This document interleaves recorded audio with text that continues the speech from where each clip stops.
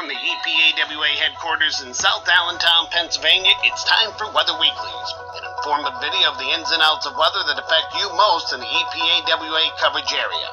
The following segment is a weekly video blog, and the opinions of the forecaster do not necessarily reflect the opinions of the staff of Eastern PA Weather Authority LLC as a whole, nor its constituents. Without further ado, here is meteorologist Bobby Martrus with Weather Weeklies. Hey, good Sunday morning to you, everybody. Another edition of Weather Weeklies for Sunday, December 28th. We're going to get right into this because we had talked about a pattern change coming here through our long range, and we still find that to be on track here, and really not agreeing with some of these long range models right now. I mean, they're really going back and forth and all over the place, not even really agreeing necessarily with next weekend and the depiction of a lakes cutter. I know everybody's pretty much sold on that idea, and the models seemingly are sold on that idea, but I think there's going to be a lot of back and forth with that as we get a little bit closer to it. As we saw with this storm here that was supposedly going to be hitting early next week, it is not now. And we started off with a period from the 24th, 28th above average. That did in fact happen. Pattern change we actually indicated would be around the 29th of December, and that looks like it is going to be on track as well. Pattern change is for a very long time here. We're going over 2 weeks here below average temperatures, and that does seem to be the case. And then we think that's going to reload here as you get around mid-month and get to much below normal temperatures for a time. The one thing the way in the middle here, the 29th of the snow possibility, that storm is going to stay further to the south here. And this is something the models had earlier in the week, and we were talking about a couple days ago. There could be a little bit of a snow event with a low pressure forming along a boundary, a stalled frontal boundary. Models underestimated the amount of cold air that was coming into that was going to be coming in. The cold air advection just overwhelmed this system and has shunted it further south. So that could be an indicator of what we're dealing with the following weekend here. And the first to pick up on that was the European model, while some of these other models are playing games with the snow further north. If the cold is overwhelming everything, and the area low pressure forming along that boundary was not able to form, that is an indicator of what the European model had, and so we'll have to get into that, figure that into our forecast for next week as well. And here's that next storm threat, possible snow event for the 2nd through the 4th. It actually looks like the 3rd is when we'll be dealing with that system as far as time is concerned right now. So let's look around, look at what is going on right now. The Madden-Julian oscillation. I know this is going to be sounding a lot of Greek to a lot of people here, but I'm trying to simplify this as much as I can here. Here's your equator is sitting down here, obviously North and South America. It cuts right through there. But here is your international date line. Okay, these are points of references here for the Madden-Julian oscillation. You have focus as a convection right along or just north of the equator here. One being across the Indian Ocean, and then another one being here in the Western Pacific. And then there's different focuses here of this convection, of where you want this convection to be. That will influence our pattern downstream here. Right now, everything is to the west of the date line. What we want to have happen, if you want to get into a more favorable phases, which I'll get into in a minute, and what that impact is for that. You want that at or near the date line. Here's the international date line again. See how the convection here is showing here on the infrared? This is actually to the west of the date line. You need this to be a little bit further to the east here, and the focus of that convection to be at or near or east of that date line here. And that's going to buckle the pattern just by having this convection here. That allows for different types of weather patterns here in the United States here. So we're going to get a little bit further here into the forecast for the next 15 days. This is actually from the GEFS, which is the GFS ensembles, and so I broke it down to different phases. There's phase 1, 2, 3, 4, 5, 6, 7, 8. Okay, our most favorable phases that we need for winter weather in our neck of the woods are in these phases right here. These are our phases that we want for favorable cold and a stormy pattern. Right now, we're in unfavorable phases. Okay, so we're sitting down here right now, and we need this to propagate through, like it's forecast to come through and get to phase 7, phase 8, and those will eventually be more favorable phases. Now, it does have it going that direction, but there's some models showing that this is going to end up in the circle of death at some point. I don't want to get too much into that because I'm going to really confuse you and lose you if I start talking about that. Basically, the circle of death is has no influence on the pattern whatsoever. We'll just leave it at that for now. But as far as what the MJO phases will do, the significance of that, if you're in these unfavorable phases, which is what we have been in, phase 3, 4, 5, 6, these are very warm phases of the MJO. So you look at the temperatures that we've had since before Christmas onward, and then much of December have been stuck in these phases right here. If you wanted to get into favorable snow and cold phases, you need to be in phase 7, 8, or 1. Okay, and then 2 starts coming out. Either 2 is not too bad sometimes. It just depends on the timing of things. But 7, 8, and 1 are most favorable phases for cold and snow and winter. And the models are starting to hint that we're going to be projecting into that, at least phase 7, as we get into the probably 10 days from now or so. So we are going to get into that, and as we get a little bit closer to that. But I just want to spend a little bit of time on the MJO and what that effect has on our pattern. It's a 30 to 60 day mini pattern within a pattern, I guess you could say. So we're going to get into the pattern change that we were talking about here, and what the reason was we were so slow in getting this pattern change. Very fast west to east Pacific jet here. So when you have a screaming Pacific jet here, all the cold is stuck up here, all the mild stuck down here, and you're in a very zonal pattern. So, and that's pretty much what we've had for much of December. Now we're going to get back into what we were in November. We think with this pattern change coming here on the 29th. 29th, 30th time frame here. Here is the GFS ensembles for the next 5 days, and you can see all this is cold air here. This is all very cold air. This is your warm air down here, and this is all pretty close to near normal in the scale. This is an anomaly. This is an average of the 5-day temperatures between December 29th and January 3rd. So we are going to get colder, but this cold air is all stuck up here is going to make its way down to the south. Okay, now this is where it gets interesting, because once we have the storm coming in, it is January 3rd that has it. So the cold air is still here, and the models are trying to plow it through this cold air. So that's where we have a little bit of an issue. Not saying it can't, but here's what it does in the 6 to 11 day time frame. Now this is from January 3rd to the 8th. This is encompassing that storm here. You see the southeast ridge here is really fighting back. And this is typical of an MJO phase 5, phase 6. This is what this will do. We'll have the southeast ridge fighting back. At the same time, you got some brutally cold air kind of coming in this way. So there's going to be a heck of a fight here over what wins out. And if this week was any indicator of the cold air winning out for this storm here on Monday into Tuesday, that's not going to happen now.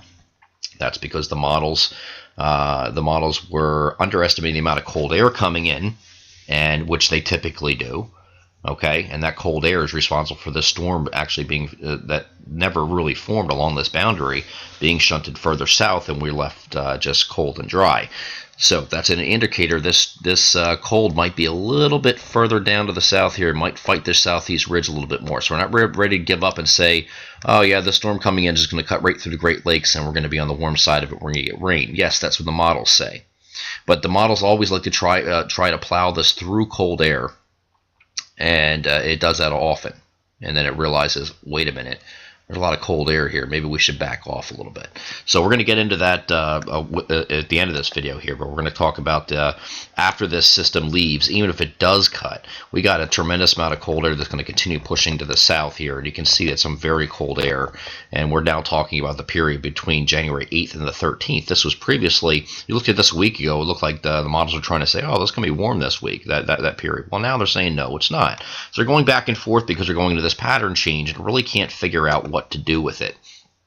Okay, now we're going to get into the next, and this is actually, this is the 8th through the 13th. So we're going to go to the next slide here and talk about what the Euro's take is on it now. This is prior to this. This is for the next weekend storm. Is it going to cut or is it not going to cut? We're talking about cutting. We're talking about a storm that's going to come up here like this and cut to our west. By cutting to our west, all the warm air ends up on the right side of the system, and it gets sent out ahead of it. So everything ends up rain. Everything on the western and northwestern side up here of that storm, if it cuts, would be snow. That doesn't help us here. All right, now this is just prior. This is look at Friday. All right, this is Friday, and you have a PV sitting right here. Okay, your polar vortex.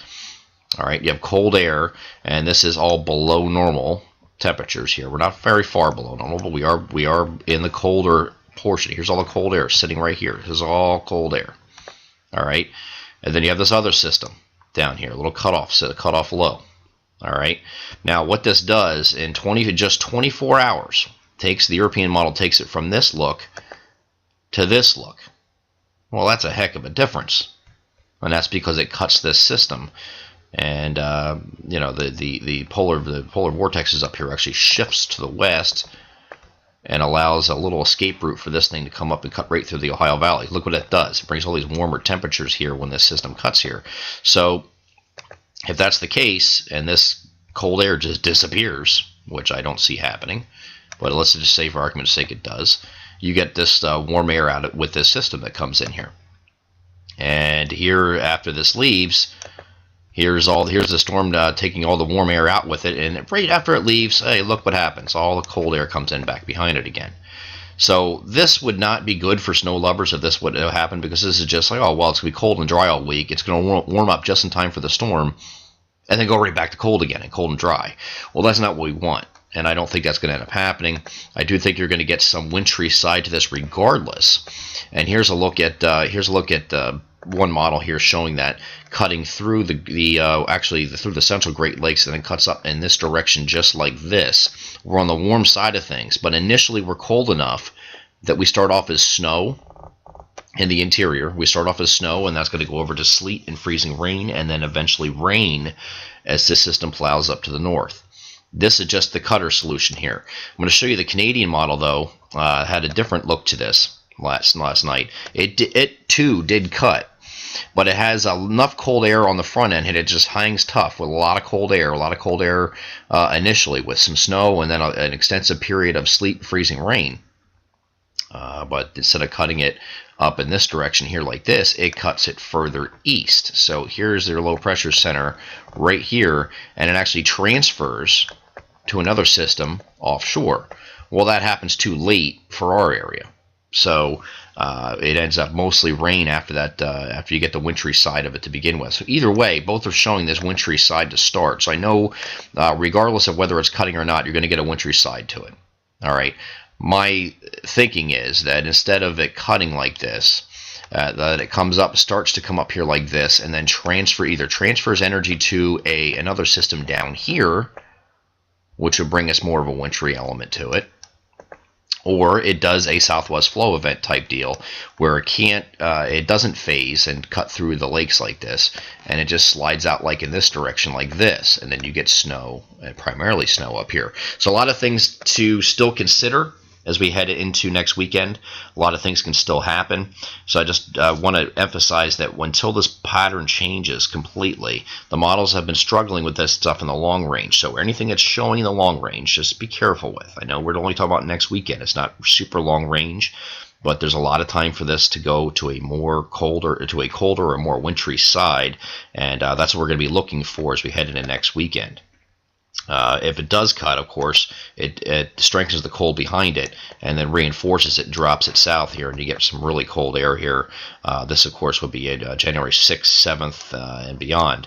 Now, at the same time, once the models are showing all this cold air dropping behind here, and really reloading all this cold air here, we get into here we go. Here's the look I was looking for. Once that southeast ridge disappears, the GEFS are showing this the southeast ridge disappear because you're getting into more favorable MJO phases. Okay, so which would be less likely for the southeast ridge to fight back. But like we said before, if you're going to have a battle zone between the southeast ridge and the cold air, it's going to depend on exactly where this cold air and the warm air fighting each other meet to determine where you're going to get these big storms. If it's centered further to our west here, you're going to have a problem here with some rainstorms in our area. But if it ends up the battles on the cold air wins out a little bit more and fights against this southeast ridge, you can get some pretty big snows up in here. When you have warm air colliding with the cold air, common sense tells you physics, we're going to have a big battle zone here. So we're going to look for that over the next 2 weeks here. It's going to be a battle between the southeast ridge and the cold air coming south, but I think we're siding with the cold air winning out just based on what we've been seeing so far. That can certainly change, but we'll update you in each video for each week and see that how that's progressing. Of course, we're talking about this in our My Pocket Meteorologist Premium group. The winter season only options are still available. We're going to be actually having the price reduced as soon as we hit January 1st for any of those who are looking for text alert and email alert options for the rest of the winter. This pattern that we're going into now is going to be more sustainable for a colder and snowier pattern. So we should start getting busy here very shortly. And let go of this December that was lackluster like we expected it to be in our winter outlook. But, some of those that are seeing it winter and not seeing any snow on the ground are starting to fret. Just remember, we've had this all along. This is not nothing. This is not news to us. So this is what we expected to have happened for the month of December. We are going to flip into colder and a snowier pattern heading forward into January and February. I am Eastern PA Weather Authority meteorologist Bobby Martrich, and that is this edition of Weather Weeklies. Please join us again next week. We'll examine hopefully a winter storm here at that time in conjunction with the pattern ahead as we head into the middle of January and beyond.